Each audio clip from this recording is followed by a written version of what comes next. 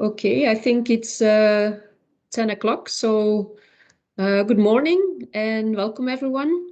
As I said just before, for the participants, please mute your microphone and turn off your camera. And then we will have a better hearing of everyone. So good morning and welcome at this circular talk on procurement. I am Vera Labeur from Circular Flanders, but in this event I take up the role as a chair of the leadership group on circular procurement. Our central question today is, could mandatory circular procurement drive the European Circular Economy Action Plan? And to give possible answers to this question, we have a very interesting program for you. After my introduction, Emmanuel Mayer from the European Commission will give us the European view on the green public procurement policy. And then we will listen to some voices from the field. And finally, it is your turn to ask your questions to the speakers. So first, I want to introduce you to our leadership group. The European Commission and the European Economic and Social Committee have created a platform to gather cases, publications and strategies on circular economy. Because interaction is so important to learn from each other, last year the coordination group of this platform has initiated several leadership groups on specific topics.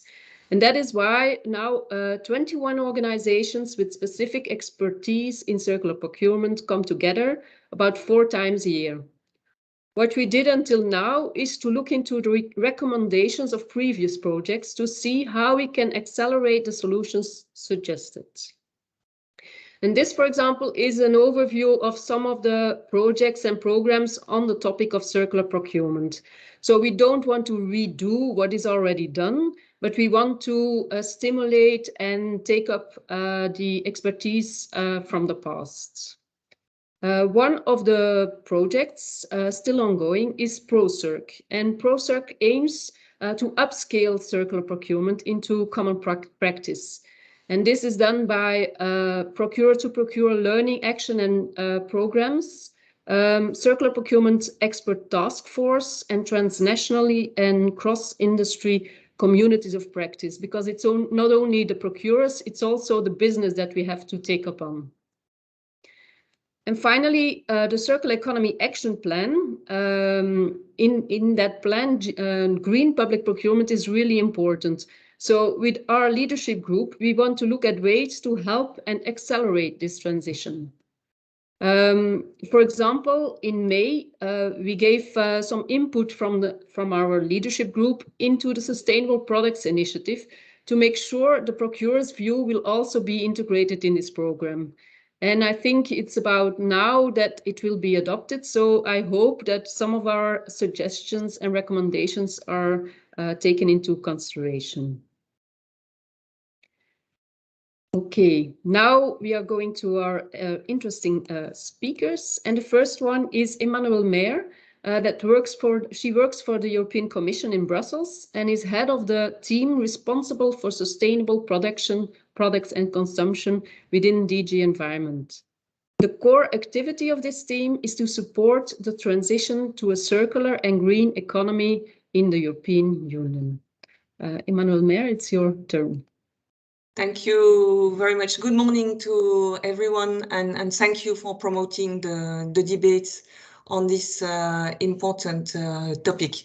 I have one presentation that I will share with you. I think that you can now see it. Very good. So I will recap on where we are for now to set the scene for the debate.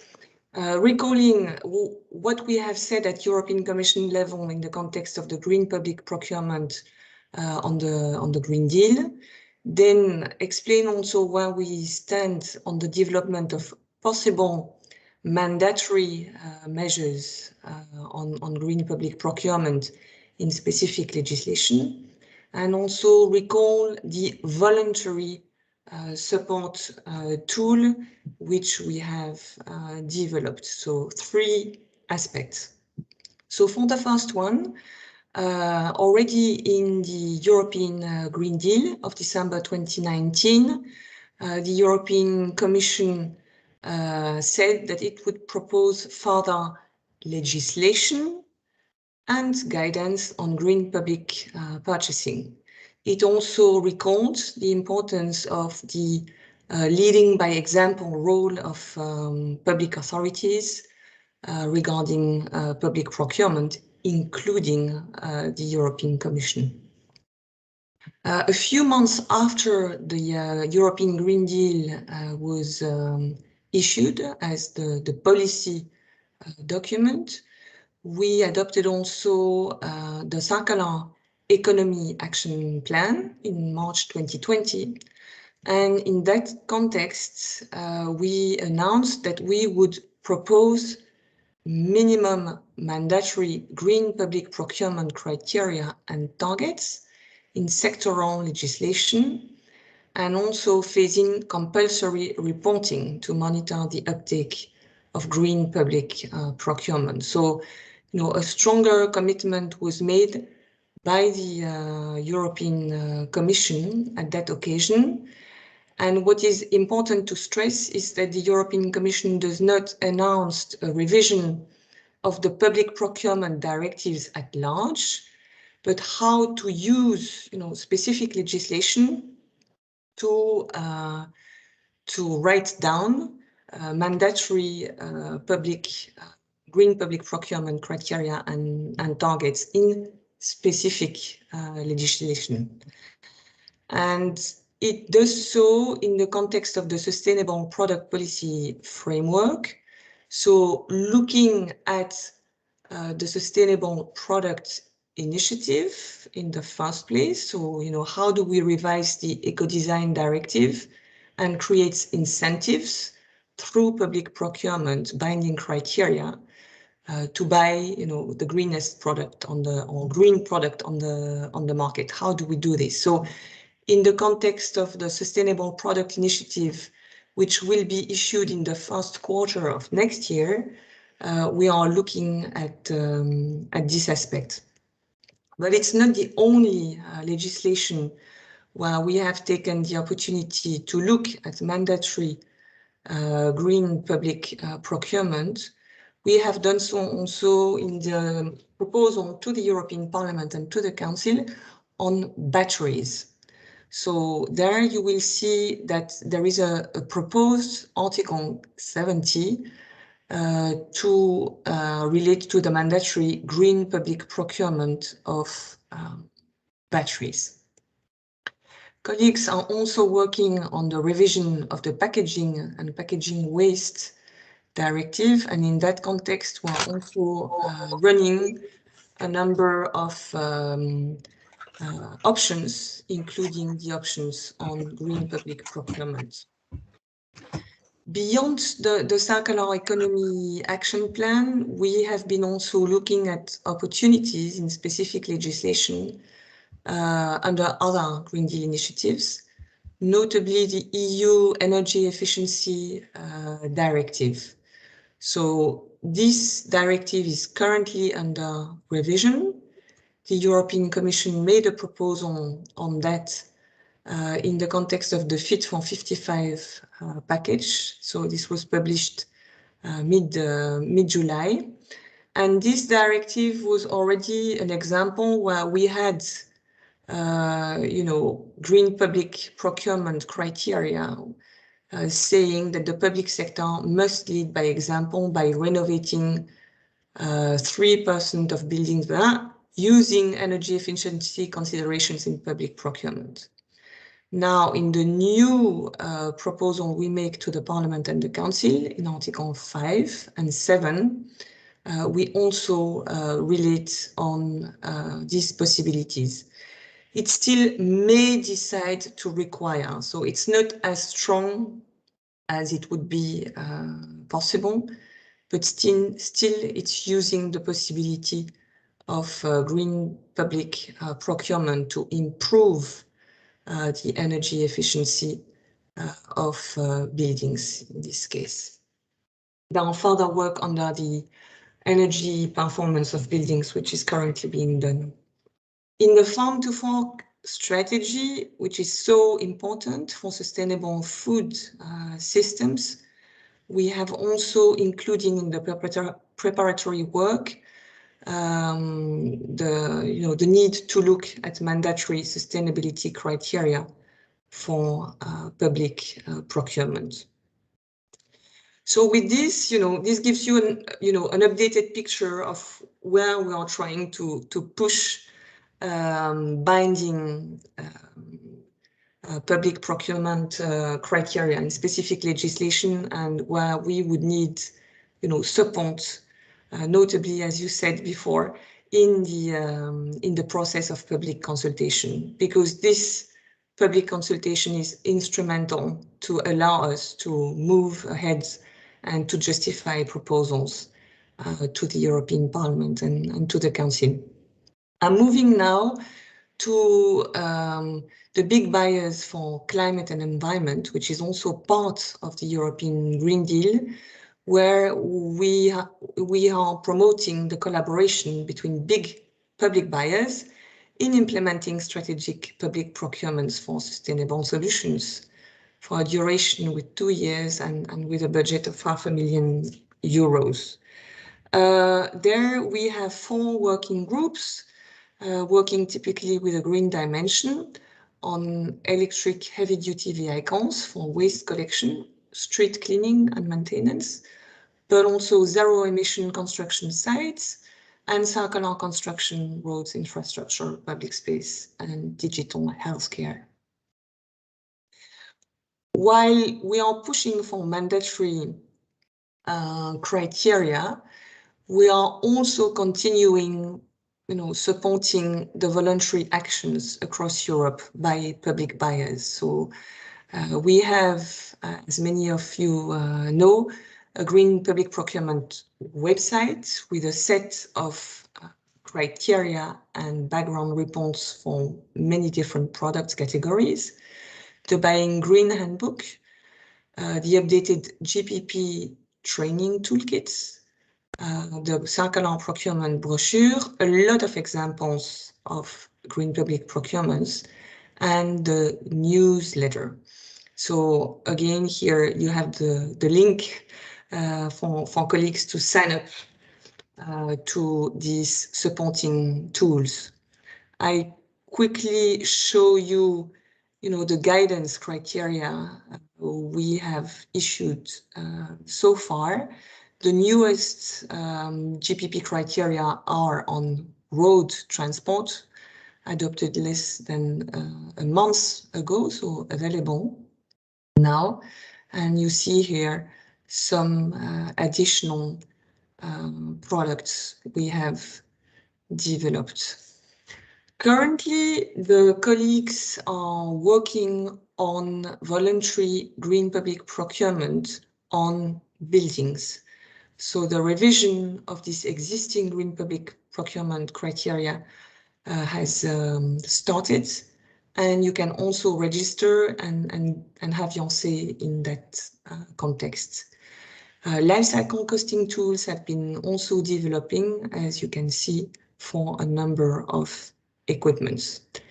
So thanks a lot for giving me the opportunity to explain where we are on both mandatory requirements and also voluntary aspects. And I look forward to listening to the views and the recommendations of colleagues in this meeting today. Thank you. Okay, thank you very much for this clear interpretation. I don't know why there's an echo. If someone has a question, we have time for one question now, and otherwise it's later on in the dialogue.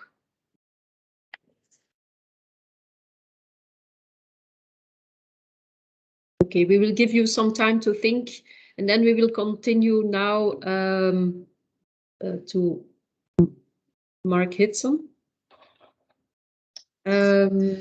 Mark Hitson is a member of ICLEI Europe's Board of Directors and responsible for ICLEI's sustainable economy and procurement work. Mark is the Global Director of ICLE's Sustainable Procurement Center, lead of the United Nations One Planet Network on Sustainable Public Procurement, and Vice Chair of the International Green Public Procurement Network and a member of the European Commission's Member State Green Public Procurement Advisory Group. That's a lot. So, Mark, the floor is yours. We're really interested in your presentation. Thank you very much. So within the I think 10 minutes that I have, I'm going to provide ICLE's perspective on circular public procurement, briefly outline some of our activities, and maybe mention some one or two of the key success factors that we've seen. So to start off with, I mean, I think with the COP26 final agreement failing to capture the emergency mode that I think that was required, I think with the recent fragile supply chain issues highlighted by the pandemic, and the fact that circular economy underpins new policy initiatives such as the European Green Deal, as Emmanuel just mentioned, my opinion is that circular procurement is a must. It's a key practical mechanism it's a key practical mechanism that's already in place. Procurement systems already there that can help achieve circular economy. I think unless it's made mandatory, circular public procurement and sustainable public procurement will always be more of a sideline activity. The Commission, of course, have done a fantastic job with pushing the agenda, raising awareness, and providing a lot of initiatives to support those on the ground. But it will always, I think, be a sideline activity if it's not made mandatory. I would not have said this about circular public procurement maybe 2 or 3 years ago. But the change, I think, over the past few years in terms of making things circular, really going down the supply chain, I think is become so important, particularly, as I say, with what happened with the supply chains recently. So I am for mandatory targets. That's easy to say, but I think I'll come back to that later when we have the sort of panel discussion, what I mean there. I think it certainly hasn't been taken up fast enough, and it's not central to procurement. So these are the two maybe key reasons why I would make it mandatory. But as I say, I'll come back later on that. We shouldn't have it just wait for mandatory requirements, again, as Manuel just said, but circular public procurement should be key and part of the new policy and legislation. And we just heard some, the Sustainable Products Initiative, the Circular Economy Action Plan, it's there. The European Green Deal, I think the new proximity economy work that's coming out, even the EU mission for climate neutral and smart cities. This is where a lot of work is going on, where a lot of cities, public authorities are looking at products and services. But in some of these, procurement isn't there. And of course, it shouldn't just be mentioned as a key instrument, which it is, I think, in many new policy initiatives. It needs to be explained why it's important, and it should be outlined how it can be used and what support is available to do this. In many cases, I find that it's just mentioned as it's a key instrument, which I think doesn't go far enough in some of the initiatives and some of the legislation and policies. There's also, of course, the financial mechanisms. The multi-annual financial framework for 2021-27, the next generation EU, I think the resilience facility, all of this is public money that should be spent on circular and sustainable products and services, and it generally isn't. And I think that's maybe a missed opportunity there. And I think that's why it's quite key, I think, to try and influence both the policies and the financial instruments to take account of circular procurement. Most importantly, public authorities need direct support. That's the case whether it's mandatory or not. They're going to need skills and knowledge, and there's no one solution. So this is why it isn't taken up so much. It needs skills and knowledge, and therefore should be professionalized.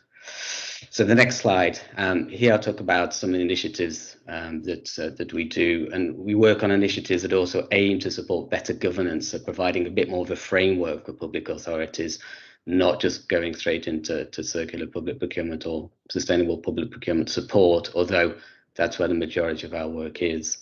So I want to highlight here the European Circular Cities Declaration, which was developed by a number of partners, some of which are here in this session.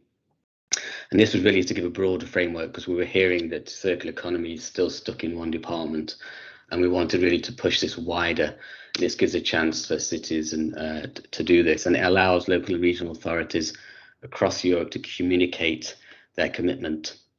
It provides a shared vision of what a circular city should be, and of course procurement is part of that. Underlines a critical role public authorities, in this case it's cities, play, and we establish a community of committed organisations. So that's the aim of this. I would recommend you take a look. The link's at the bottom. It's over 60 cities have signed. Yeah, so the next slide, please. Yeah, so it's mentioned already the big buyers for climate and environment. Thanks, Emmanuel, for that. It's a Commission initiative. We're managing it on their behalf with Eurocities. And actually, I just want to give you an example of really what one of the working groups is doing, because one focuses on circular construction. And the aim here really is to develop an understanding of necessary preconditions, identify barriers, for example, from the contractual side, legal conditions, successful operations, exchange, market intelligence, procurement strategies and criteria. This is what the groups are doing. This is what cities are currently doing. Of course, develop a joint approach, as was mentioned, but also explore innovative solutions in terms of materials or methods to improve circularity. So this is quite, it's been maybe the past 2.5 years, this has quite come a long way, and cities are really taking initiative. And I think we have Harlem as one of the chairs who's here today as well. So these are quite important. Again, take a look because there may be chances to participate as an observer in these groups. And this is just one of the groups that I've mentioned. And so next slide, please. Yep, so ProcurePlus, if you don't know ProcurePlus, this is our ECESP European Sustainable Procurement Network. Of course, we look at circular innovation as well. And in particular, circular procurement was one of the key areas that the cities we work with want to look at. And there's an interest group on this. And we focus on practical implementation in this group, looking at circular principles, front runners share their experiences on how they're doing it already. And of course, members exchange and peer review other cities' work. Again, here, this is a lot of good practice happening already, and we have over 40 participants in this group alone. So again, take a look at that. Next slide, please. Guidance was already mentioned, and there is quite a lot there. Certainly go to the Commission's website. There's a lot of information there, very relevant and good practice as well. Also take a look at other guidance and documents. I'd recommend going to the sustainable-procurement.org website. It's a sustainable procurement platform where you can find a lot of information on circular public procurement as well, from national governments to public authorities to competence centres who've done work. We try and share what's happening out there with as many public authorities as we can. So yeah, success factors. I think procurement has changed quite quickly in the past decade, from a role of just placing an order to a strategic function. There's strategic sourcing, there's procurement operations, the procurement process itself, and then there's supply management. This is quite big areas. Now, circular procurement often also requires procuring units to adopt new operating methods or procurement practices. So it's key that procurers have the right knowledge and support to approach circular public procurement. As I said at the start, this isn't always so straightforward. And the procurement process itself, I would recommend to start early, know the market, assess and actively manage risks, use competition and flexible procedures. Don't over-specify. Make information freely available and actively manage the contracts. But that's easier said than done.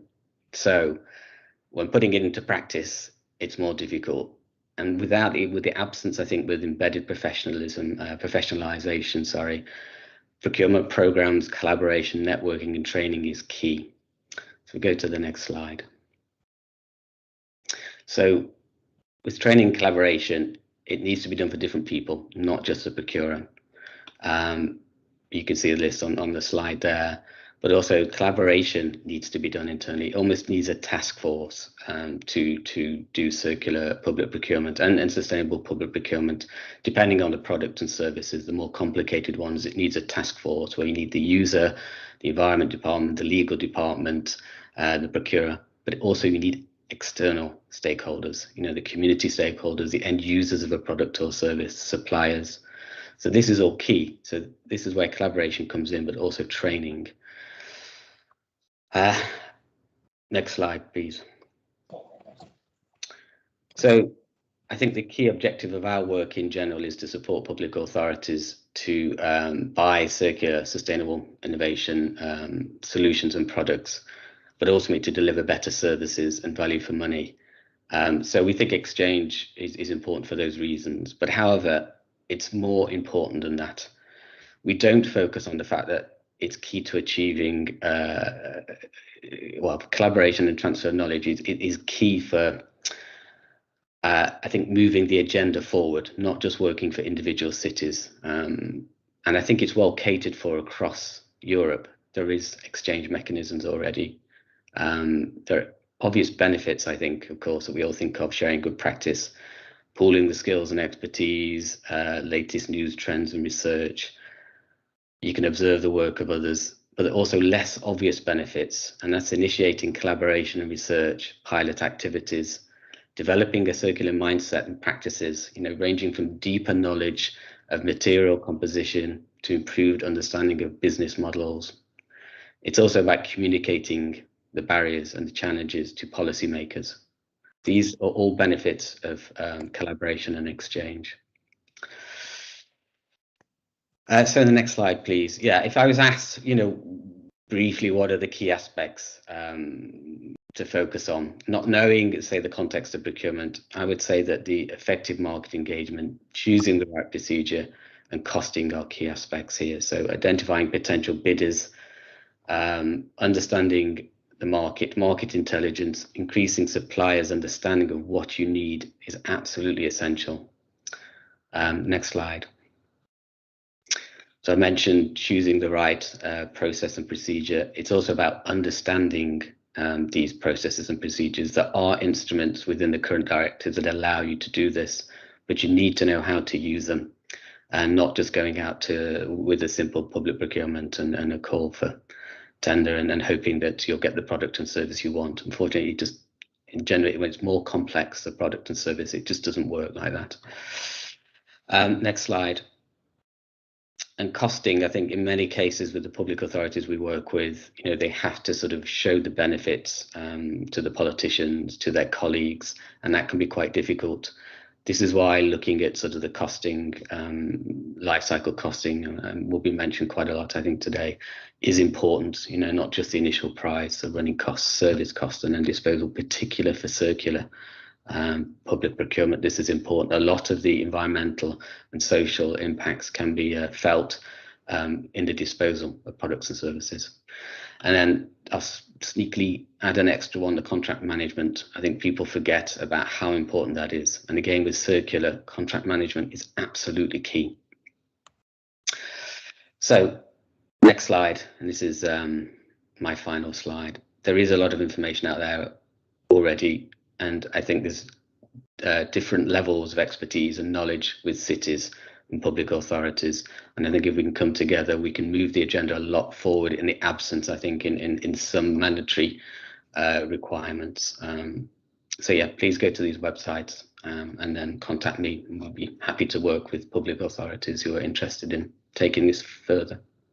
Thank you.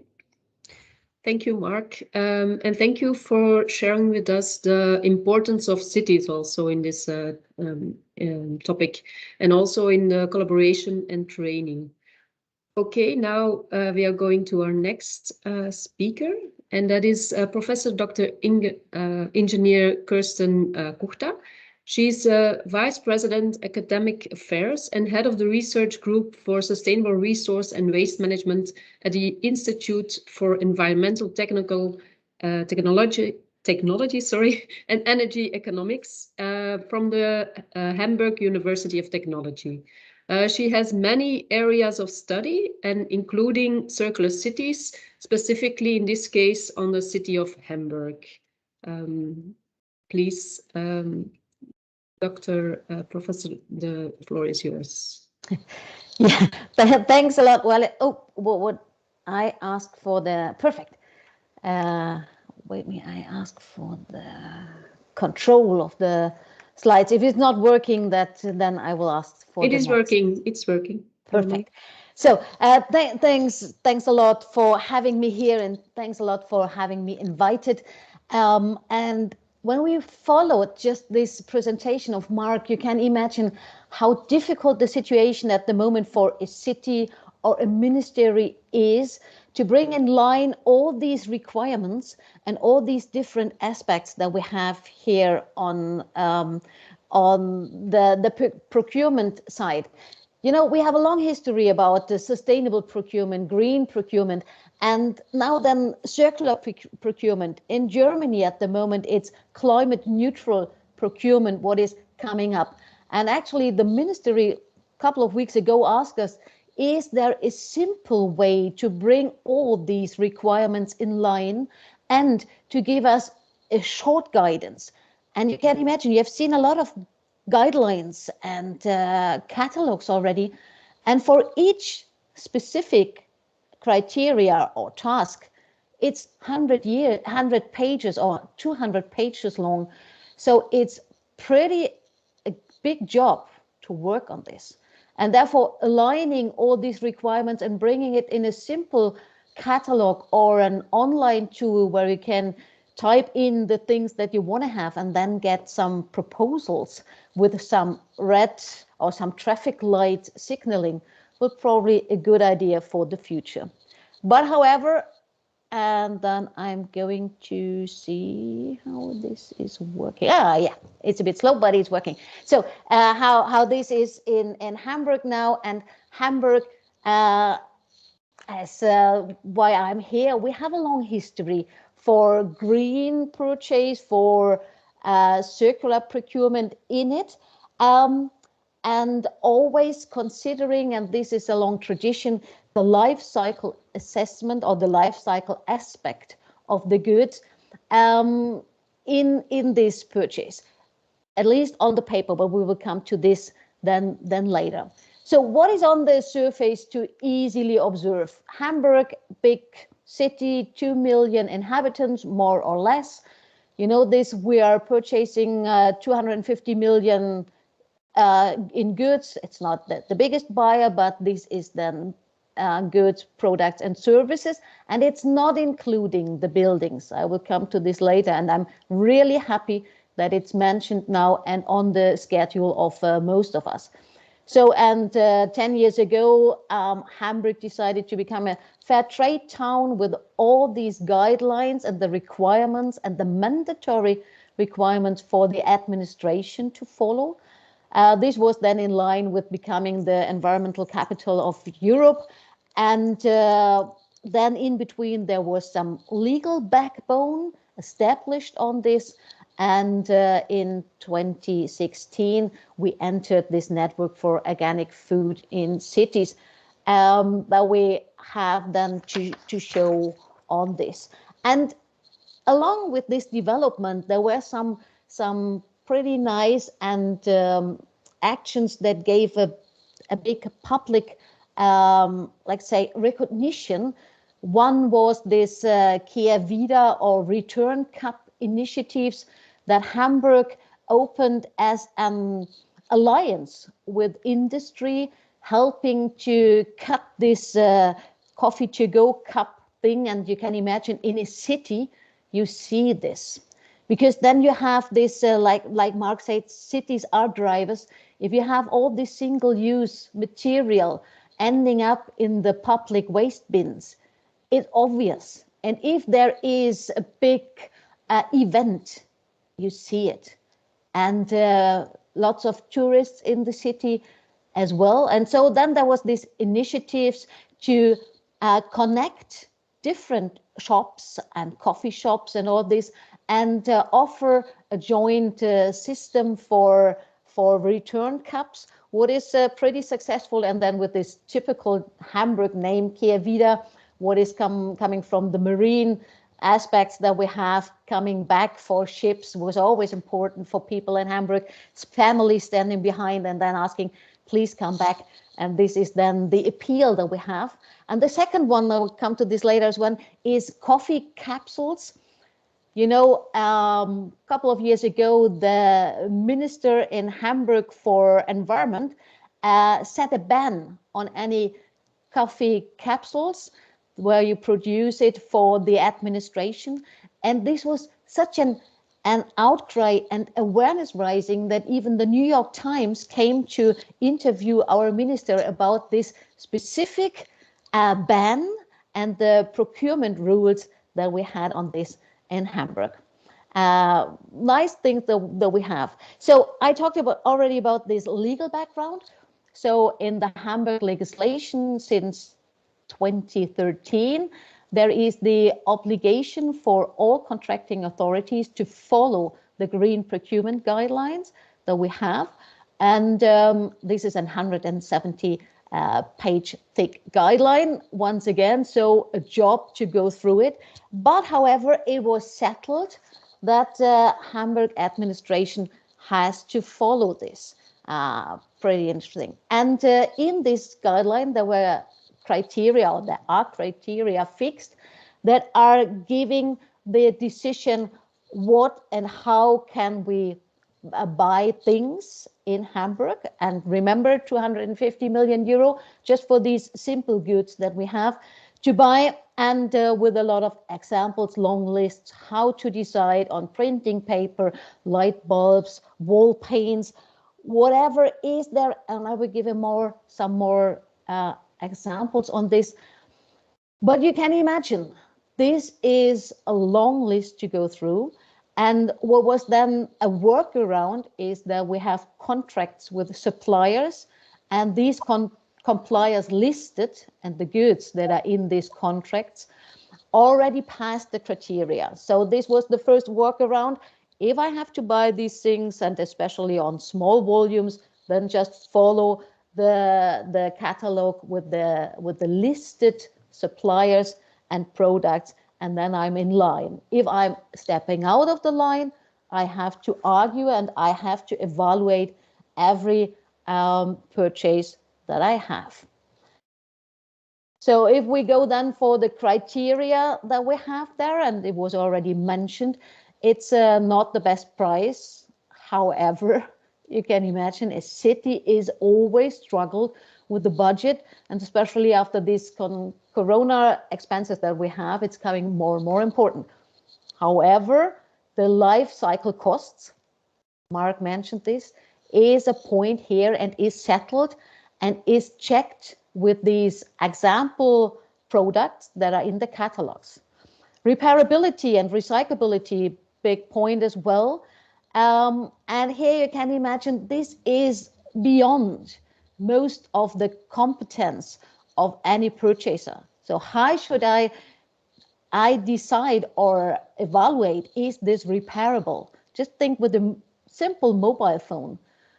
And then everyone is popping up the Fairphone, but others are advertising with this as well. And I mean, I'm from the university and I took care a lot about these aspects, but to make it simple and to make it in a traffic light things, wow, it's a lot to do. And I'm really happy that there are so many working groups now on it. And then what is now the most pressing part is the climate impact. And this is actually coming on top of this, because Hamburg, for example, just decided to become climate neutral in 2040 and being climate neutral to 88% in 2035. So it's not long. And even if you buy now a computer, you have already to consider this climate neutrality on it and bring it into your decision. So if we go then for circularity, we have already this example of the coffee capsules. This was really coming as an outburst from the minister. It was not in the guideline, but it was something like he was annoyed. I mean, we were annoyed of it, but he was just bursting out and settling it as a strict line. No, incredible. I mean, if you imagine the volume of it, it was really astonishing how the feedback of the media and the person was around, and it's still ringing in our ears. So then there is this drinking bottle what water returnable only take-back systems, so deposit systems, and no single-use, and other specifics that popping up and were very popular and easy to follow if it's that strict and that clear. But if you have to decide on what is better, it's probably really difficult. These are success stories. Strict lines, said it or said it not. There we have the, and now my, oh, here, and this is then the citing the senator on these outbursts and giving that Hamburg administration should lead even in Germany. So our ambitions are big enough for this. But whatever we procure, whatever we buy and use, we are giving an example, and we are giving a kind of role model for industry and private individuals. And we are committed to this idea. And at the end, then it always is ending up with this question of combating climate change and taking over the responsibility that we have. And with some proudness, we cite this. And in any case, if there is a procurement, we go back to this commitment. Yes, we do it. Then there are examples of labels, what we thought were the best thing to help us for the procurement, to follow labels that there are. And you probably know this German inventor of the Blue Angel following, and this gives you some confidence. If you buy it, it's at least environmental friendly. With all the criteria to get it, have at least 85% of recyclate in it if it's plastic, or showing that other material is there. It's pretty good help. But you know, if you check the internet for green labels, you will get hundreds. And how to go through it. We even have a website now in Germany what is giving the quality of the labels. But this is changing as well. So then we thought it's probably not the only thing what we can do. A very good decision in Hamburg was then to decide on giving the regulation that if you have parcel or letter service in Hamburg, it has to be CO2 neutral. Once again, a strict settling. If you send a parcel, it has to be carbon neutral. So send a bike courier or send it by a service that is offering or that is guaranteeing and with a reliable guarantee that it's carbon neutral, what you're sending out. Same then, and I heard this already, the toilet paper thing and hygiene paper is another thing, and you know that administration is using a lot of these materials. So if we come then to the idea, what are the advantages? For sure there are. It's efficient, you have the role model, and as we learned, it's very, very rising a high awareness with the citizens if you do it, and if you do it strict, then it's the better thing that you can do. And it's for sure demanding the increasing the demand and helping therefore the sector to develop.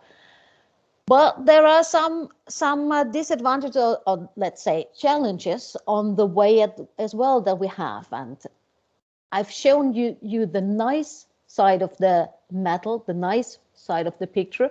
But if it comes down to the details, we have some guidelines. If you purchase up to 500 euro, you should consider the guideline. But you do not have to follow, and you do not have to argue if you're doing it not. So, but this is because you have to manage it.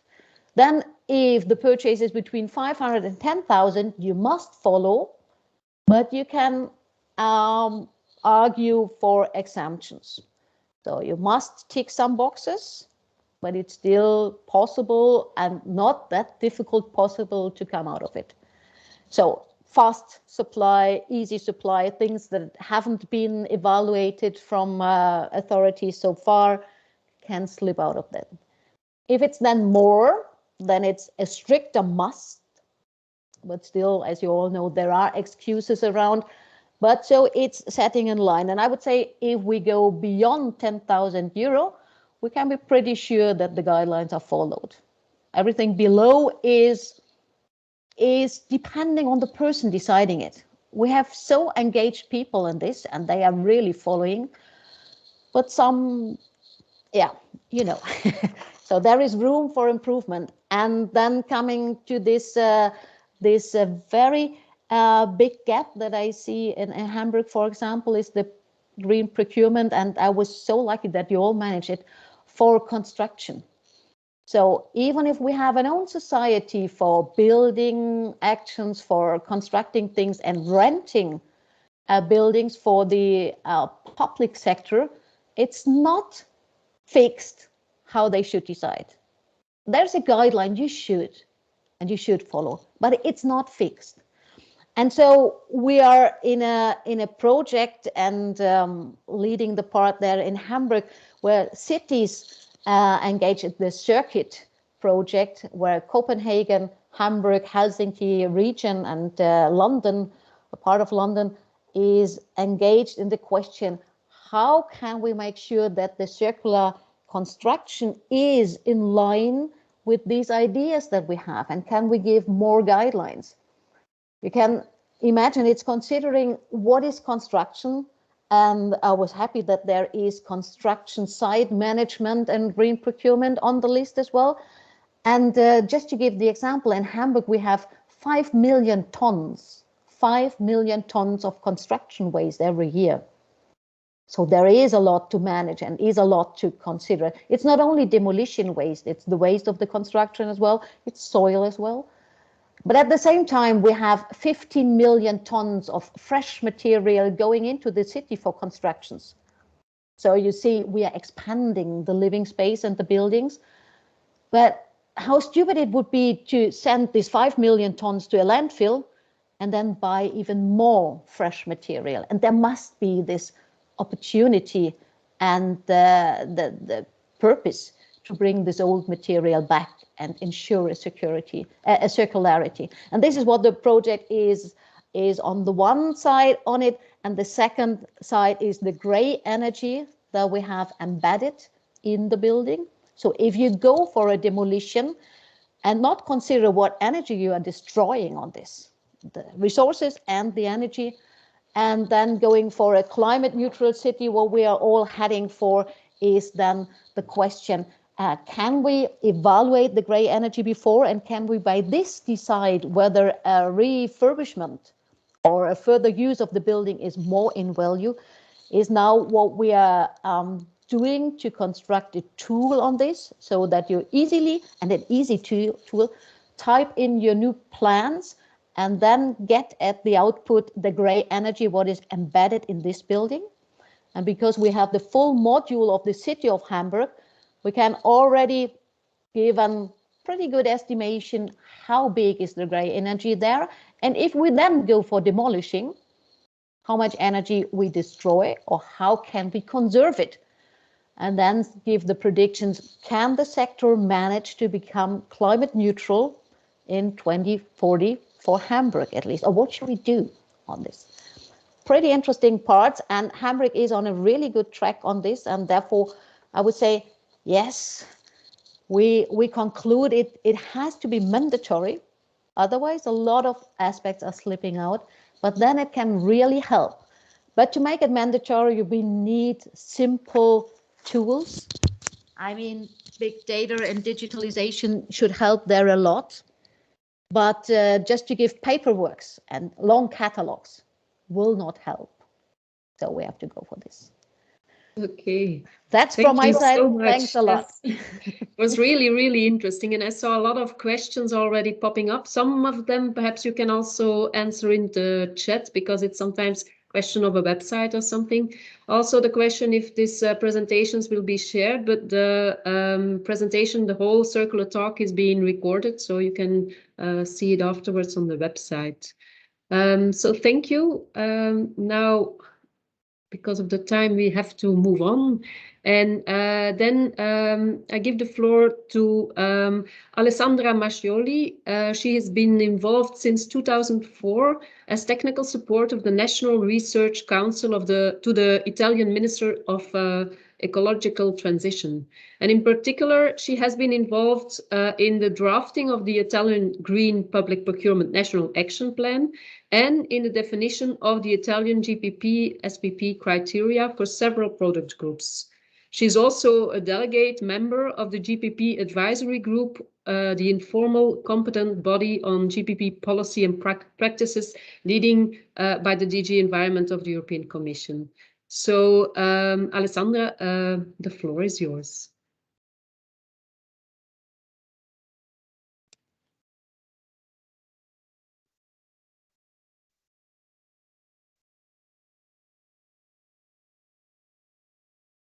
I think you still have to unmute yourself. Yes. Yes. See the presentation?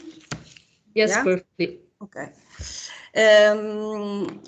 In this few slides, I would present you the concrete sign that mandatory GPP is working in Italy.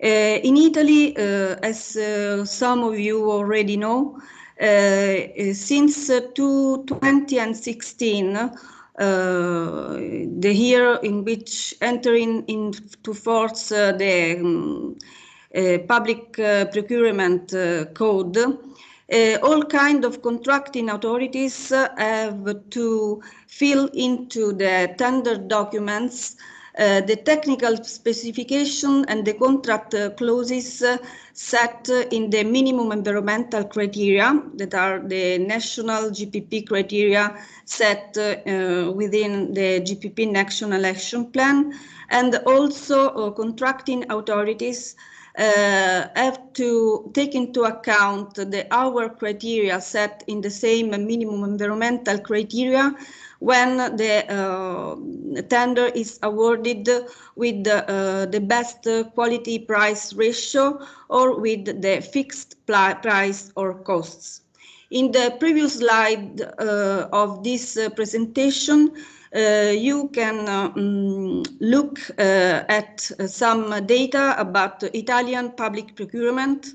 You can see also what is the procedure we follow to set our GPP criteria, the technical references. In particular, we follow the comprehensive or the core criteria of the GPP training toolkit, and also you can read all the criteria much more linked to the object to foster a circular economy.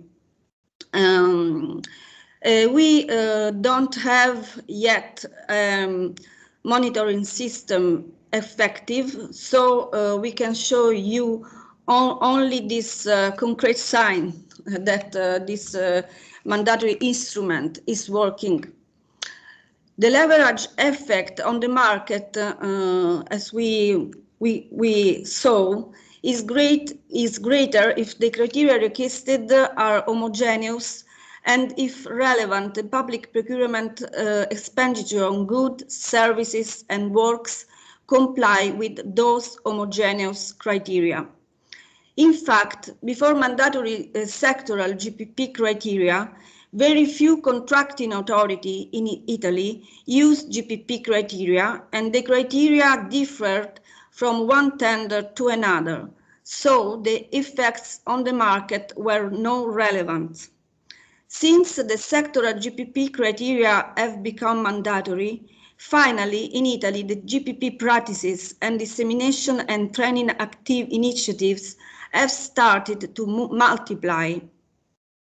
We can show you the data of CONSIP, that is our central purchasing body, on sustainable procurement, that it means sustainable procurement made in the respect of the technical specification and the contract clauses set in the minimum environmental criteria. In the year 2019, 5.5 billion of euros spent for green tenders. Mandatory GPP criteria causes also there is the market that monitors the respect of the law. So a tender without GPP criteria is challenged by the green potential bidder and must be cancelled. It's happening. So there is a lot of attention in this. In the past, in 2004, in Italy, there was the first mandatory for GPP criteria on the recycled content. And an ad hoc accredited verification and certification schemes have been established, and the presence of recycled content has been no longer perceived as a disvalue. So an effect in culture.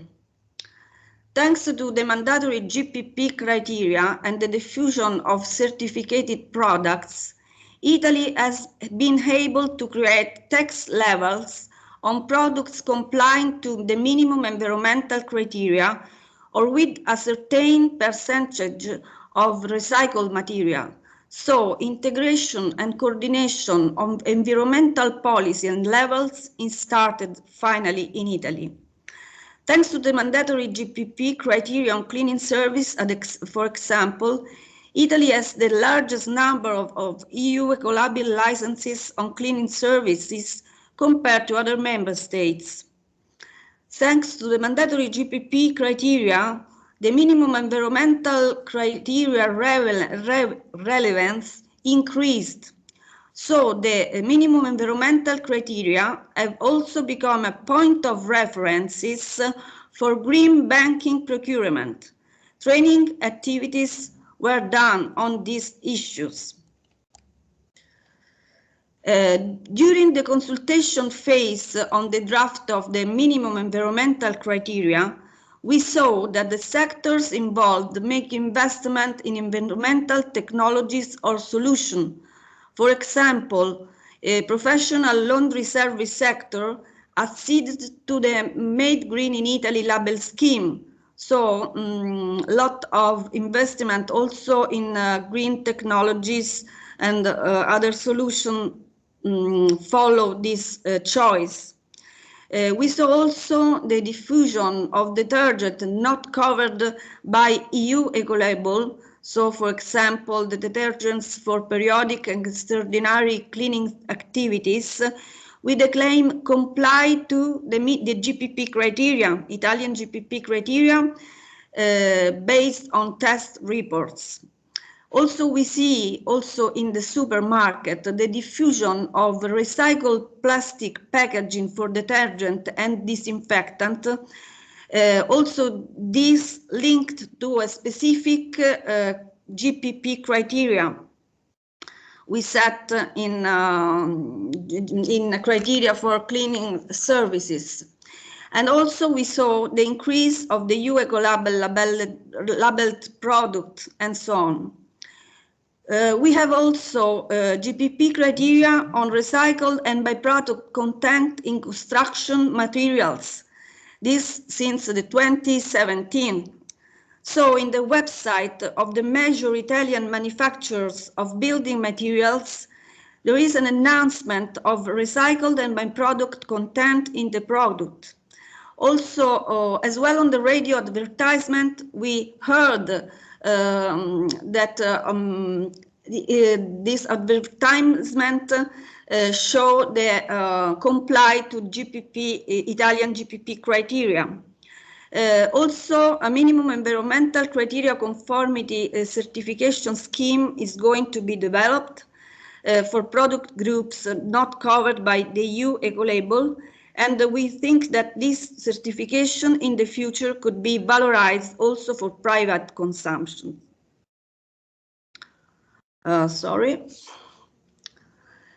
We see also critical issues. Mandatory GPP criteria risks, if not appropriately developed, to hinder innovative or circular public procurement practice, product as a service, for example. So a solution put in place in Italy a circular contract object has been inserted in the minimum environmental criteria, the Italian GPP documents. There is a table that shows the example on it. Especially in certain sectors where labels or certification are not so diffuse and where generally the auction bases are insufficient, the sector doesn't invest and the hardware phase is very difficult.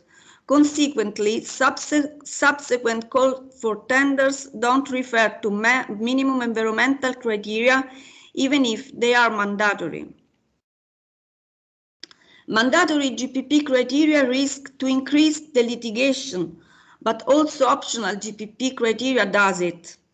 It's a new task for a lot of contracting authorities and mistakes are a concrete risk. It's necessary, as already all of you know, is necessary a huge commitment on training activities for contracting authorities and economic operator.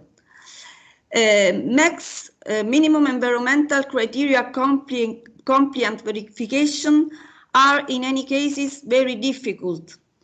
Test reports and other kind of means of proof not so clear, incomplete, or properly incorrect are presented in the bids.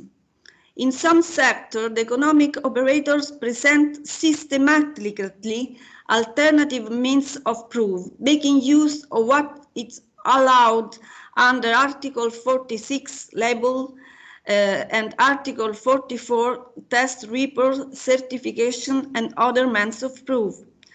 Those alternative means of proof are sufficiently reliable. No, we know that it's not. So we put in place some practically solution, and you can see reading. So also effective means to contrast the unfair competition and to diffuse labels are also necessary.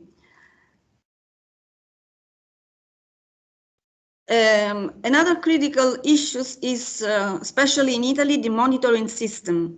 In Italy, there is not yet an effective monitoring system to verify the impact on different sectoral markets and the environmental benefits of the Italian legal and technical framework on the green public procurement. This is due to the huge number of procedures.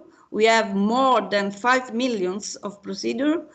And to the huge number of buying points, there is a multiply of 37,000. That is the number of contracting authority is in Italy, and also is due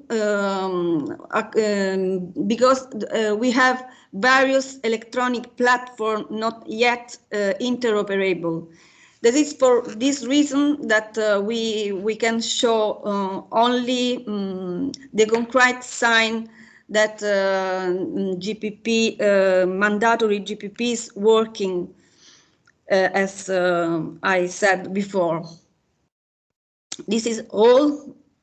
I invite you to read the all the presentation.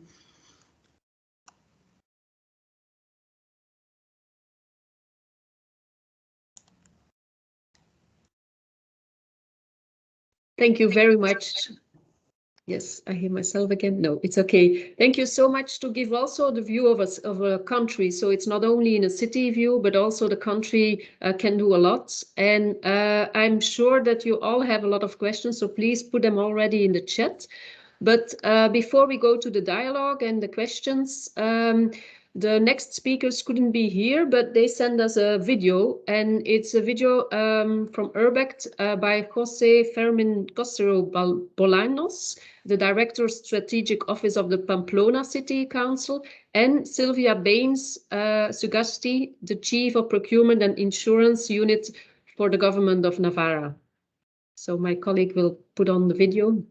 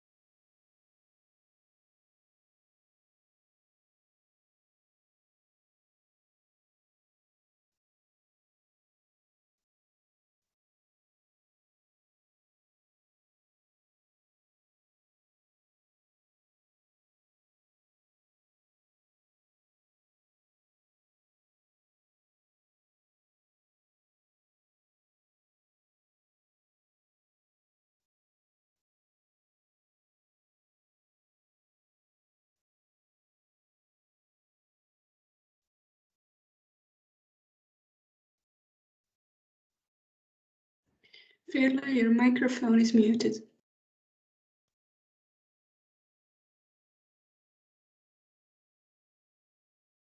Sorry, I didn't want to make any noise.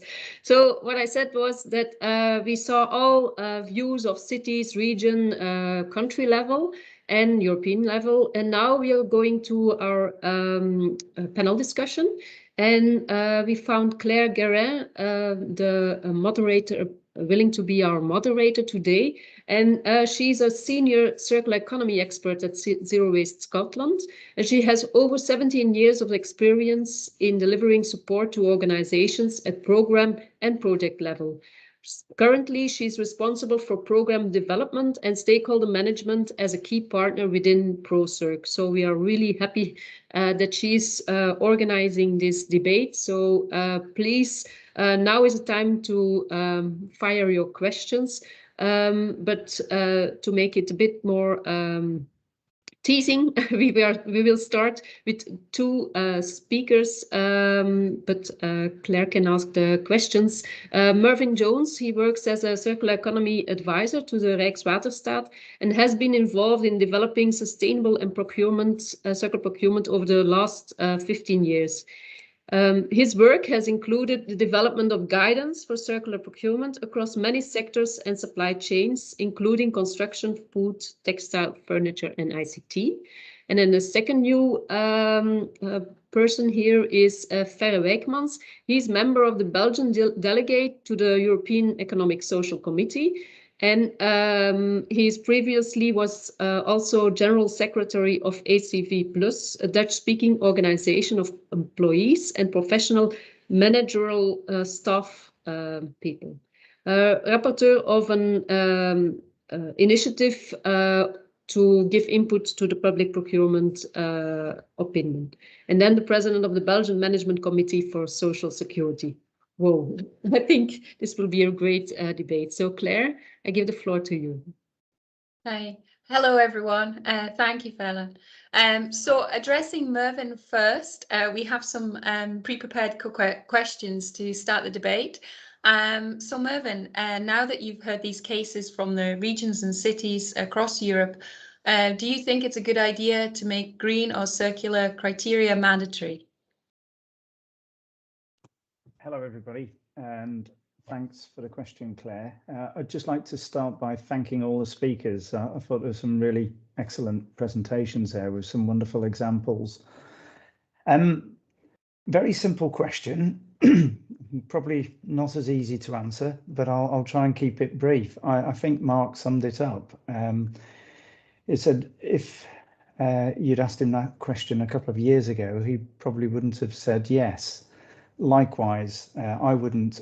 I think now we're in a position where it's not just a case of if it should be mandatory, it's how it should be made mandatory. And this comes back to two different, I think, fundamentally different approaches in terms of how to make more sustainable circular procurement mandatory. Emmanuel was talking from obviously the Commission's perspective, looking very much in the way that GPP criteria are developed at a product level. And there's a very good case and a good argument there to say that mandatory requirements need to be embedded at a product by product level. But I think if we think about the marketplace and we think about the supply chains that are delivering the products, the examples that we saw from Kirsten in particular, but also from Alessandra and indeed from Jose in Navarra. These perhaps are more of an outcome-based approach. The Hamburg example of saying that there has to be no environmental impact. What is the outcome we're looking for? And Alessandra made the point, and I think it's an important one when we talk about circular procurement, but it's not just about sustainable and circular products, it's actually about the way that we procure. And so we mustn't be disadvantaging innovation by potentially excluding circular business models and the different ways and approaches to actually delivering the goods and the services that the public sector needs. So to sort of sum that up, is it product specific or is it action based or outcome based, if you like? I think we do need a minimum requirement, because if we think about the innovation curve, most of the people here on this call today are all in the leadership group, and they're already doing stuff well above the minimum requirements that would need to be set. We need to stop revision, and we need to stop the endless piloting. We need to make sure that pilots then become replicable, and that's where I think setting a minimum standard then comes into play, and the innovation then can help move that standard up over time. We also need to ensure that we don't create a two-tier system within the European members, and even recently departed members, of which unfortunately I count myself as one. So we need to make sure that there isn't a sort of a two-tier system within Europe of procurement happening by the coalition of the willing, and then other member states looking to sort of try and catch up. So we do need to create a level playing field. There's a lot more I could say, so I'll shut up at this point because there's other speakers. Thanks, Mervyn. That's fine. There's plenty of questions to go through. I'm just, forgive me, I'm just scrolling back to our massive list of questions. All very good. So the next question is for Farah.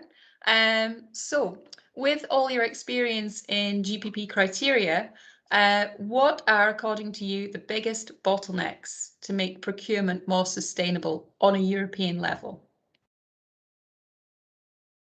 So a question all about the key challenges. Thank you, Claire, and thank you for the giving me the opportunity, not only to you, but to Verle and all the people who took the initiative to have this circular debate. Let me say first, I think that, and that's why I'm representing here not only myself, but of course the European Economic Social Committee, which is a combination of actors in the civil society. We are an official, let's say, organization on European level of the civil society with businesses, with workers and consumers. We represent civil society, and I think it's important because the European Economic Social Committee did support effective the European Circular Economy Stakeholders Platform. That's why we made that opinion. It was not the first, and it will not be the last opinion we will make on circular economy. Let me emphasize some things. First of all, I must say I didn't hear anything which I couldn't subscribe. I think all the contributions with their specific points were useful. I could have ended, but I will start with the conclusion of Mark Hitson, as he said, develop a circle mindset, and I think that's the point. Let us develop further and further and deeper and broader that kind of mindset, and that's I think the case or the aim, the goal of our committee too. Let me emphasize some points which were not mentioned, because the answer at the question, could mandatory circular procurement be a driver for the European Circular Economy Action Plan? The answer is yes. The answer is yes, but of course it's a combination of activities and criteria. Not only a combination of activities and criteria, but it will be let me say, there will be a sectoral approach, which was underlined by quite a lot of other speakers, and it will be a step-by-step activity too. I must underline what I missed a little bit in all the different intervention was the social aspect. Why does I say that? Because of course it's about greening. It's greening public procurement, but there's no greening public procurement. There will be no greening deal without a social deal. And I think that's one of the issues which has to be emphasized a little bit more, I think, in our developing circular mindset. It's a circular social and greening mindset, or a greening and social mindset. Doesn't that important, which was the first to be mentioned, but it makes part of it. Because, and I think if we organize, or if we try to organize that circular procurement process, we have to involved with the civil society. And the civil society or consumers or citizens or not only leaders of companies and are not leaders only of the government on national or on local level. Second point, I think it's important to emphasize on the SMEs too. And I know and I understand why the reference to the big buyers was made in this presentation, but small and medium enterprises are an important factor in the contribution to develop that circular mindset. And they need support, and there is support, I know, by all the different tools and the initiatives and the practices and the guidance which are made, but don't forget them in that campaign, because it helps to another important circular thing, is that buying from local providers is important too. And buying from local providers needs the activity of the activity of small and medium local enterprises too. And last but not least, of course, there are quite a lot, and that's, I think, emphasized by different speakers, other criteria than the price criteria. And there are quite a lot of environmental or ecological criteria or values or clauses. Let's don't forget the social clauses neither. I will stay till now with that references. I would like to emphasize in surplus to all what was said, but again, it was a very inspiring and very triggering combination of interventions. Thank you, Farah. Now I'm going to go to pick some of the questions that have come in just before this event. Participants submitted questions. We have a number of questions, very interesting questions. The first one I was going to pick out was from the city of Haarlem. It's from Sana van Kamp, and it's around capacity building. This relates back to the slide that Mark Hitson showed, actually, with all the different actors that are necessary to make circular procurement work. And the questions was around knowing more about the necessary preconditions outside the procurement department to make a circular tender a success. So it's questions relating to how you can work with, administration, finance, the waste department, and other decision makers to make circular tenders a success. So I don't know who wants to take this question. Mark, do you want to take it, or Mervyn? I'll let Mervyn go first. Oh, lovely. Okay. Thank you. I was going to let Mark go first, but that's two Brits for you, isn't it? It's after you. I think if anybody who's ever seen one of my presentations will know that one of the most frequently used slides is a slide that shows the procurement cycle. And Mark again alluded to this in his presentation. It's not a double act, but I think we are on the same wavelength at least here. And it's when we talk about procurement, we're not just talking about sourcing, but we're talking about how products and services are used. And that starts right at the beginning with procurement, in challenging the need.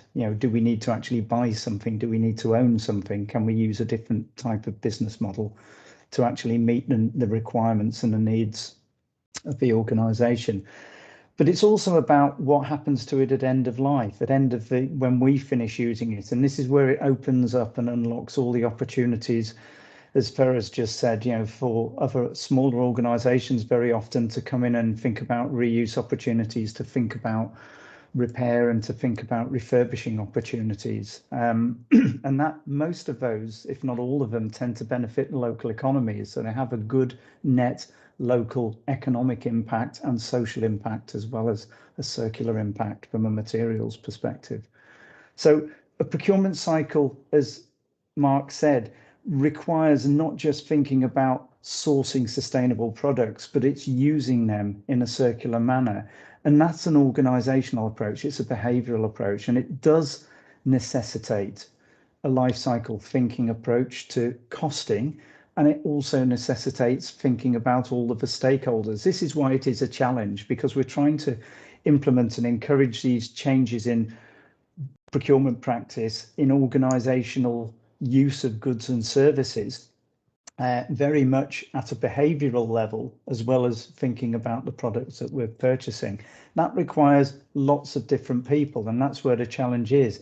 Is it just the sole responsibility of a procurement function? I think absolutely not. It has to be led from top down, as well as being implemented from bottom up. So it needs that buy-in from the organisation, and that's coming back to the point about how to make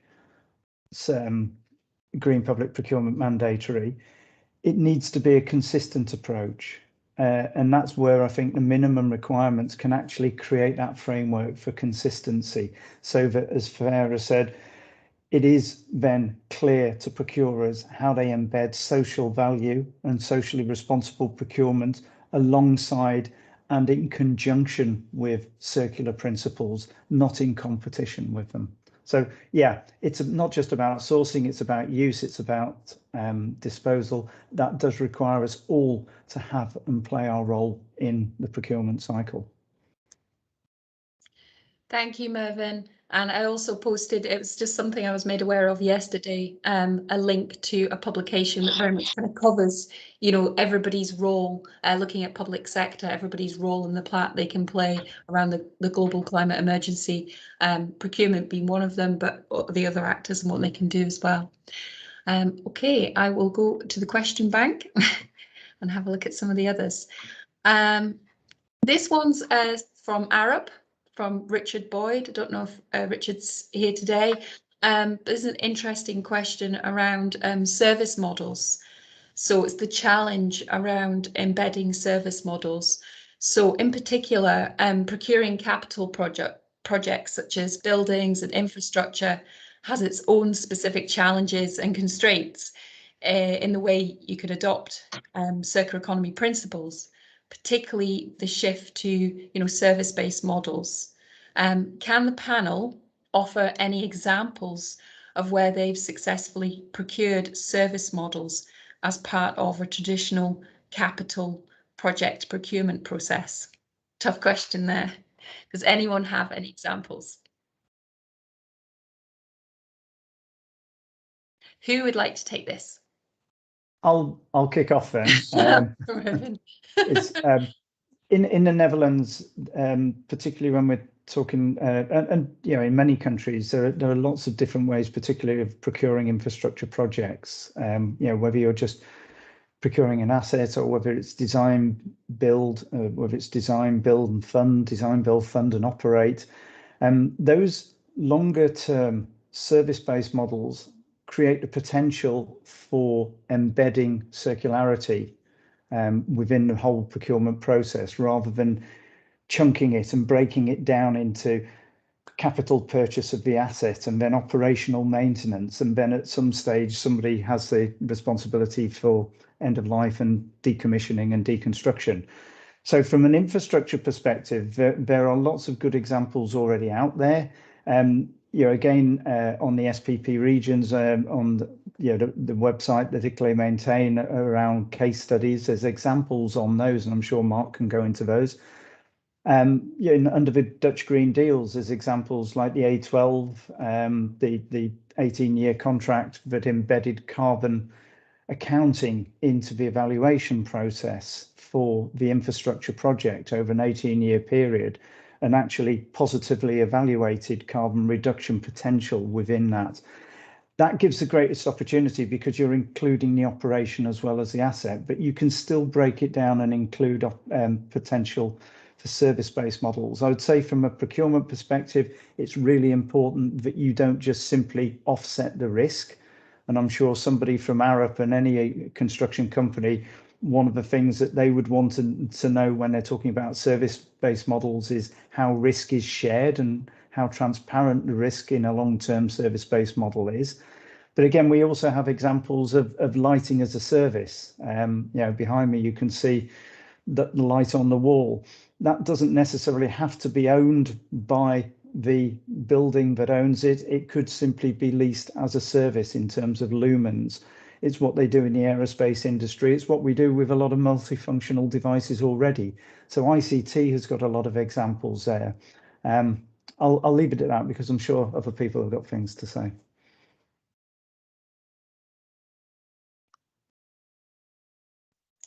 Thank you, Mervyn. Thank you. I'm just picking through the questions to get a broad range of different questions. Kirsten's got a sorry, Kirsten. Probably, I just want to add, because we had some really nice experience on contracting for energy supply in buildings.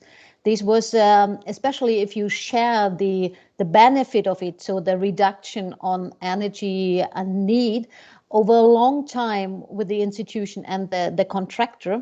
So it was about the whole energy supply in a university building, so what includes heat and electricity. And this was probably not the question of the installation green and not the local things, but the energy consumption went dramatically down. And because there was this sharing aspect over 10 years, so the investment was done. And this was really, really successful with a kind of competition. And in this tender, it was then announced how to be done and what is the prognosis on this. And therefore, what was clever? Less investment for us, or no investment for us, and a big benefit we never thought could be managed before. So this was contracting on this side was pretty successful. Okay, thank you. Thanks for all the comments. Good discussion. The next question I wanted to give was from companies themselves. So there was a couple of questions from companies. One of them is from Antwerp de Sommer, and it's from Thomas de Sommer. So guessing he's the owner of the company, and it may be an SME. It's an important question around certification. So how does a supplier go through the process of self-certification, particularly when they're, you know, an SME or a micro enterprise, to be considered green or a sustainable supplier within the current circular system?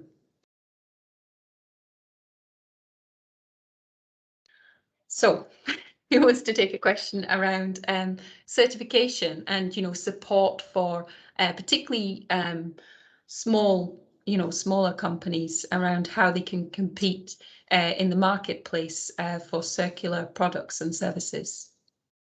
Yes, Emmanuel, you can.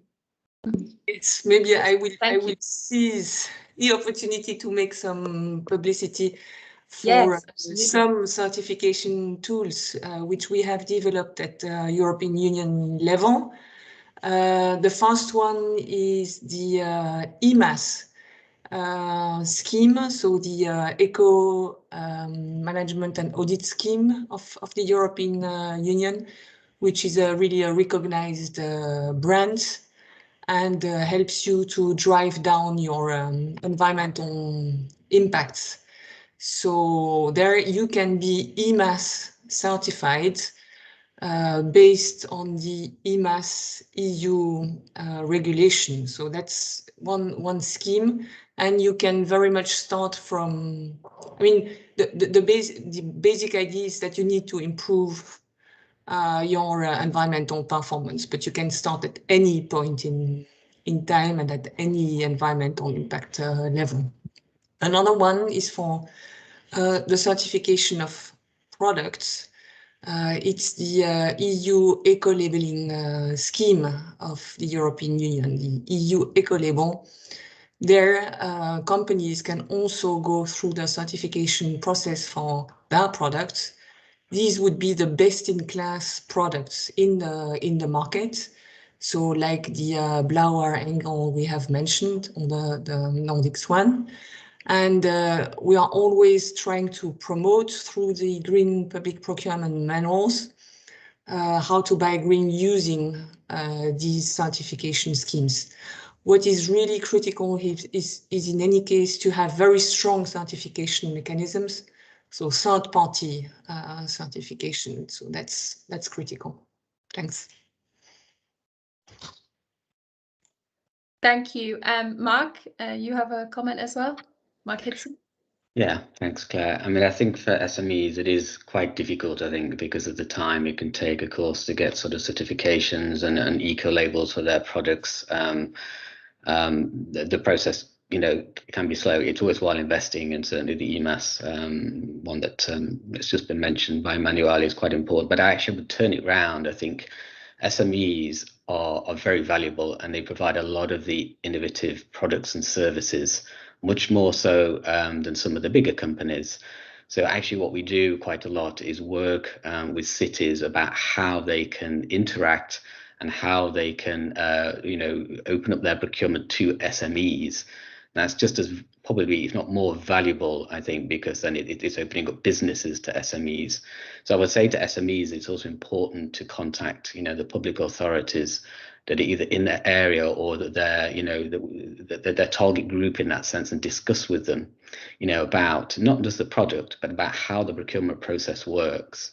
As I say, because a lot of SMEs do have innovative products and services that are important, whether it's parts of bigger products and services or actually just a product itself. Thank you very much. Does anyone else have any comments they'd like to add around certification? No, okay. I think there was one from the participants, Virginie. Perhaps you can put on your microphone and. Yes, good morning. So thanks a lot for having me and having these presentations. This is very useful. Some questions have been answered already indirectly. One of the certification, like if you have a circular business model or a circular product or a circular service, if there is any type of certification being looked at in that respect. So I got already kind of an answer from Emmanuel, I think it was. And then another one was like with the carbon emissions and the carbon zero and everything that has been discussed as well in the COP26, and that has not resulted yet into hard commitments, I have to say as well, is a pity. But is there an organism or like maybe I don't know, an instance that is looking into these emissions and how to measure these and follow these up in a later stage?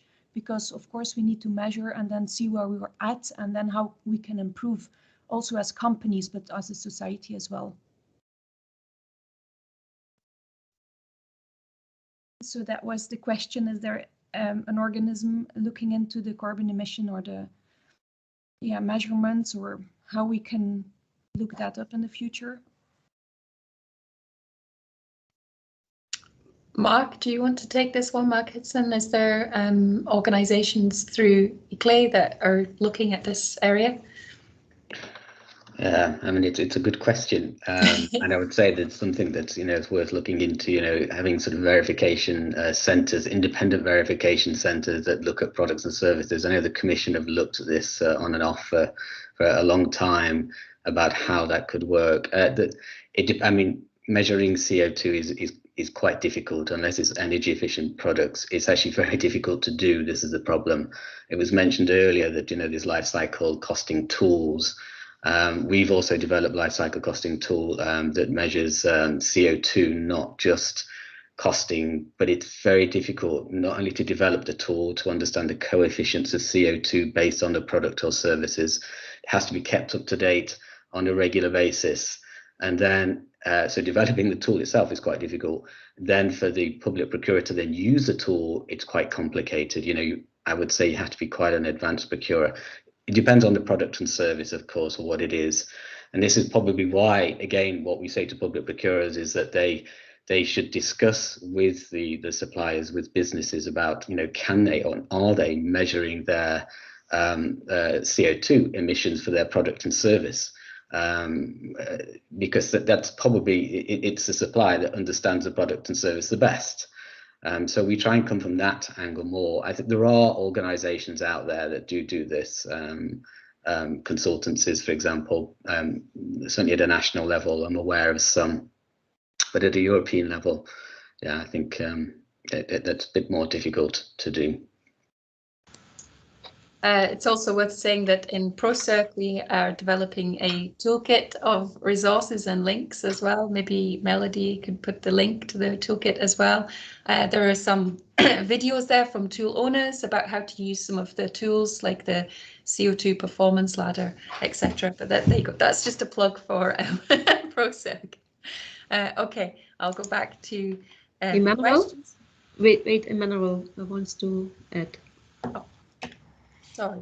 Yes, maybe just to refer also not to a central organism at European Union level, who would look at CO2 emissions, but still I think it's important to note that at European Union level we have been developing methods to calculate the environmental impact of products and organizations. And so this is obviously valid for CO2 emissions, but we don't look only at the climate change impacts through ozone depletion or CO2 emissions, but we look also at land use change, at the toxicity for us humans, on cancer or non-cancer, the toxicity for the environment, for fresh rivers, for example. So we have listed 16 environmental impact categories, and so you can basically test the performance of your product on the environmental impact at large. And in that context, we have a definition of what needs to be measured for CO2 and the way to do it. One area which is quite difficult is how to measure the carbon storage of a product and how a product can capture the CO2, like for example wood used in construction materials, but not even only wood. There are also some innovative products where you could eventually have also cement capturing carbon. For now, we don't recognize these methods because we don't know for how long, the carbon would be captured and what would be the destiny of a product. But still, this is also a big issue, political issue, because we also need to pay into consideration how to reduce emissions, obviously, in the first place, but also when we cannot reduce fully, how we find other means of capturing and storing the carbon. So that will be also further work of the European Commission very soon on this matter. Again, this is not simple. But I think this is also the way to go on the environmental footprint of products. We need to find ways to standardize much more this approach so that they are accessible to companies, including SMEs. But this is also very solid if we can do that, because like this you avoid. You need to focus on carbon, but you cannot do it to the detriment of other environmental impacts. So I'll stop there. Thanks for giving me the floor. I think the Clean Vehicles Directive as well, Emmanuel was looking very much at this. So I think if you're looking for an idea about how it's done sectorally, have a look at the Clean Vehicles Directive. They looked at how to sort of develop some methodology to work at the CO2 and how that can be done through procurement. That's excellent.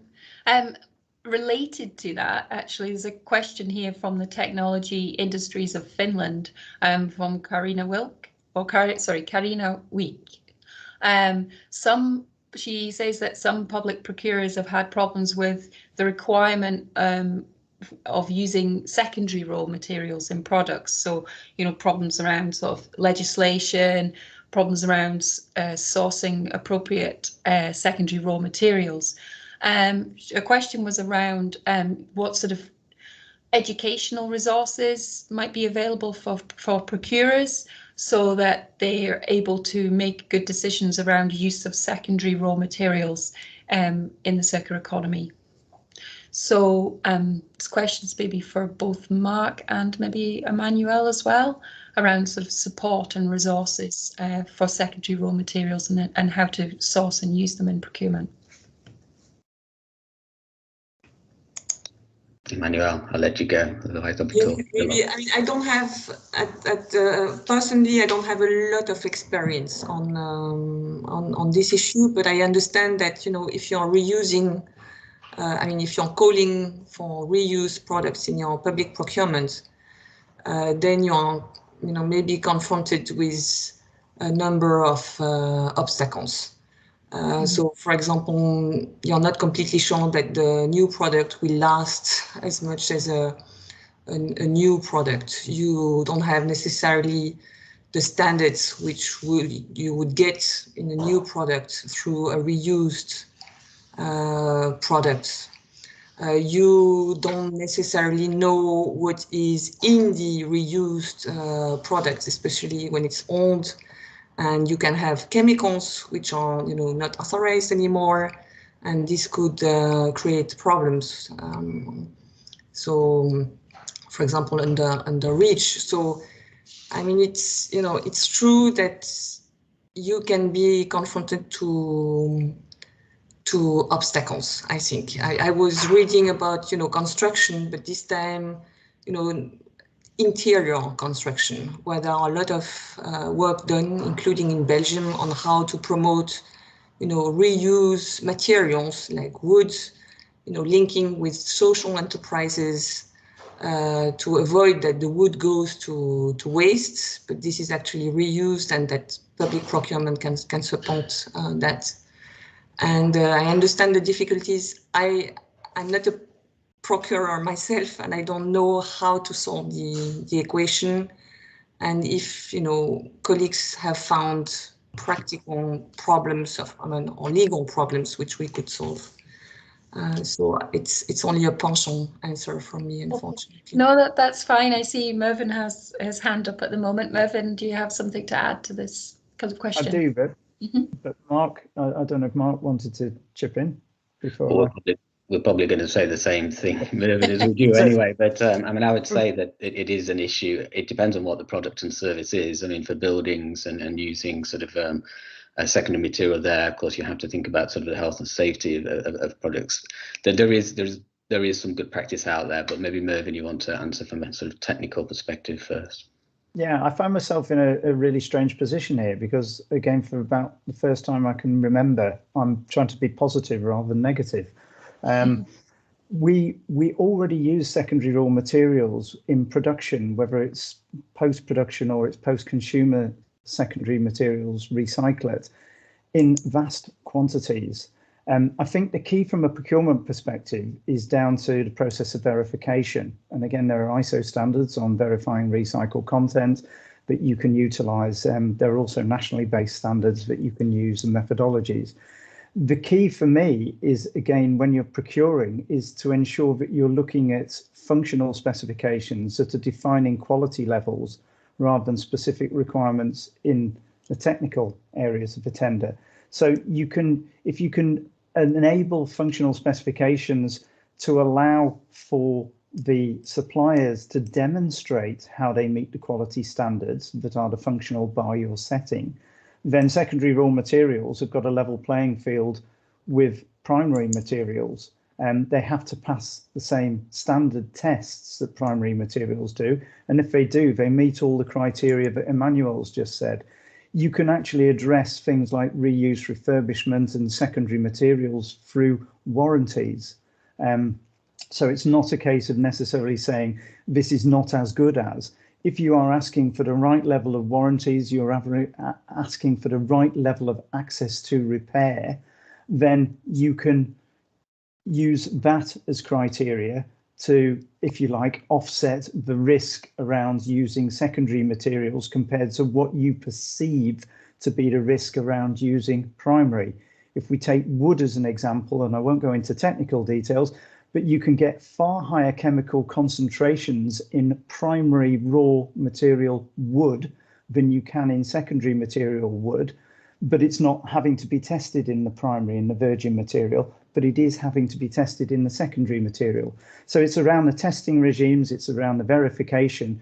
And finally, again, I would just say, you know, from a UK perspective, since 2001, 2002, we've been using recycled aggregate in our construction, both in sub-base, you know, and in all the various different higher technical applications.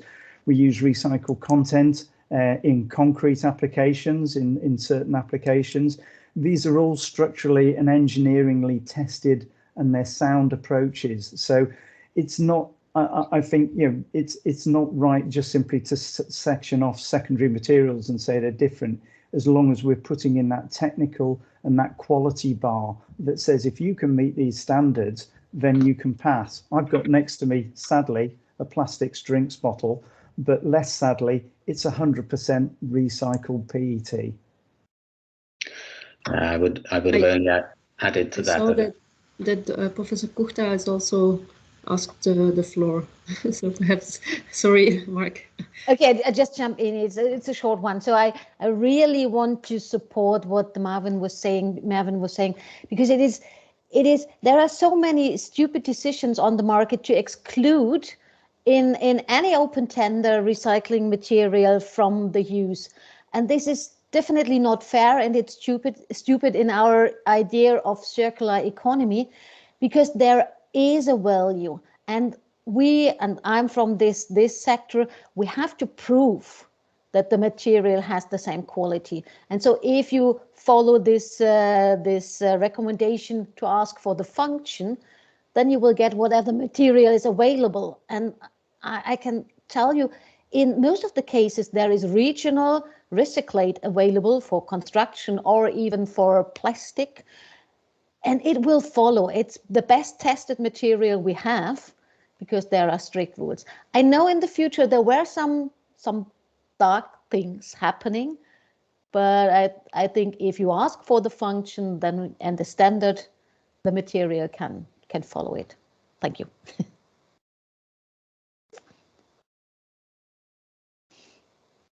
Yes, Mark, you can. Thanks a lot. Don't want to be told off again. Yeah, I would have added, I think, there that it is about risk management. I mean, you shouldn't really need to have to address these issues with the secondary raw materials, but it is an issue, and I think it then creates nervousness maybe in procurers and think, oh, there's a risk there. So it's about risk management, and again, this is about sort of the supplier engagement first of all to address these issues. And I would say, as I say, it depends on the product or service, but also the potential for contract management here. You know, looking at remedies, even penalties if you haven't got what you've wanted, or there's been an issue with any use of secondary raw material, which I think is unlikely based on what Mervyn has said. If that's done properly, you know, there can be penalties, and even testing, I think, depending on the product or service of what it is, can be done, you know, after a year. This is all part of the contract management, but has to be clear, I think, up front that you want to do this. And again, that's going back to sort of the pre-procurement, finding out, doing research, market intelligence, discussing with suppliers.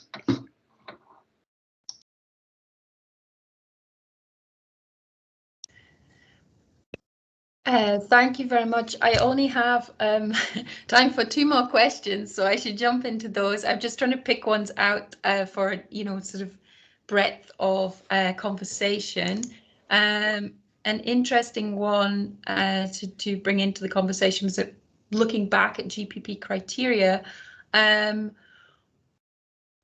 we did discuss a little bit about some in Emmanuel's talk about mandatory GPP criteria was discussed. But I'm not sure we fully covered the question of what GPP criteria should be mandatory for everybody, because they're so important. I think that's a good question to look at. Yeah.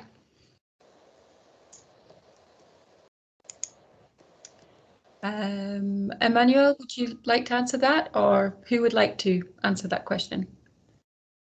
So, you know, going forward into the future, which are the ones that are the most important out of all the ones there are that should be mandatory? Yeah, maybe, I mean, to say that this is, you know, a political process. So we have, you know, made the general principle proposal to the European Parliament, to the Council and the Economic and Social Committee and the Committee of the Regions. I think broadly supported this approach, which is very good.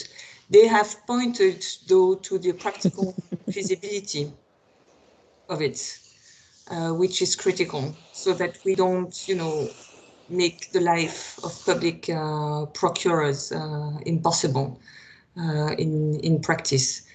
I think the moment of truth always comes when these proposals are being, specific proposals are being discussed. So when, you know, we make proposal on batteries, when that would be a proposal on energy efficiency, and to see, you know, if this can go through. Because ultimately this is where you see if the political momentum is there for specific categories or not. It is a difficult process. I mean, I'm not hiding this. Also for the monitoring of green public procurement, we've been consistently pushing also to have a proper monitoring of what is being spent across the European Union in favor of green purchases.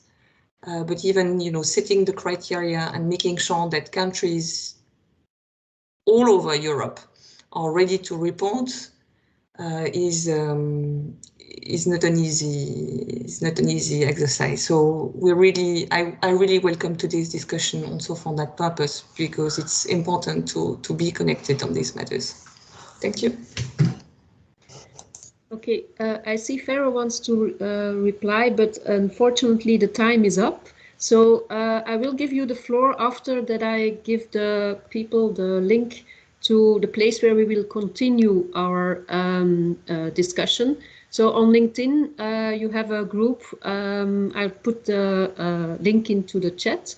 And there, I hope that you post your questions, and to the others that can answer those, please answer the questions there. And of course, we will continue in giving more information, and on the stakeholder platform, you will be able to find the recordings of this session. So for who can stay, who can keep, who has still a bit of time can stay, and we can listen to the answer of Farah. And to the others, thank you very much to be here, and a special thanks to all speakers, of course, and to the moderator, Claire. Thank you very much. Farah, now you can answer. I will make it very brief.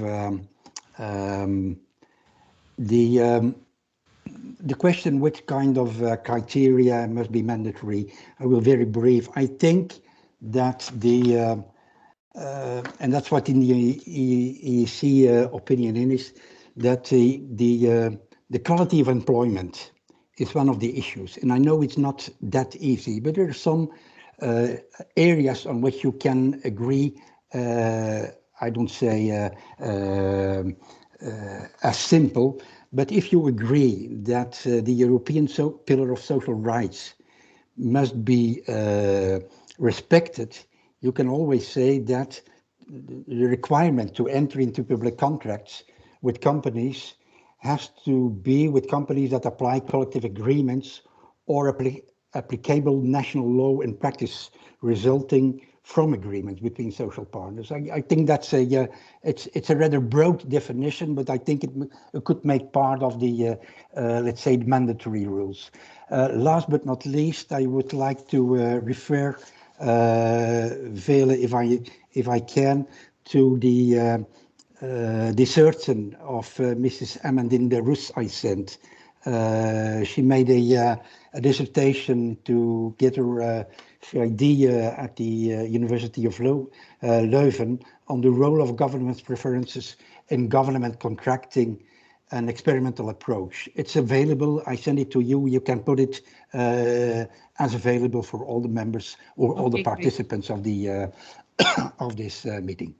Thank you. Thank you. That's really interesting. Okay.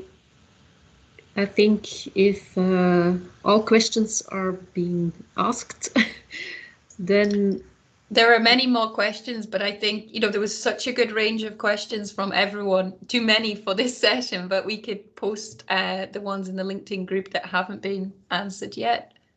Yeah, I just tried to pick a broad range to cover most topics. So, yeah. Yes, thank you very much. And to all participants, of course, keep working on this topic. And like Hans Bruinings, the director of the environmental agency, he said, I'm not going to any events anymore on procurement because everyone just has to do it. So I think he's right in one point, but on the other hand, we need all kinds of guidelines and examples like this. So I was really happy to see that there were so many interesting cases, so we can learn from it and exchange information and experiences. So thank you so much to all speakers and to all participants. Bye. Thank you. Bye. Bye. Bye.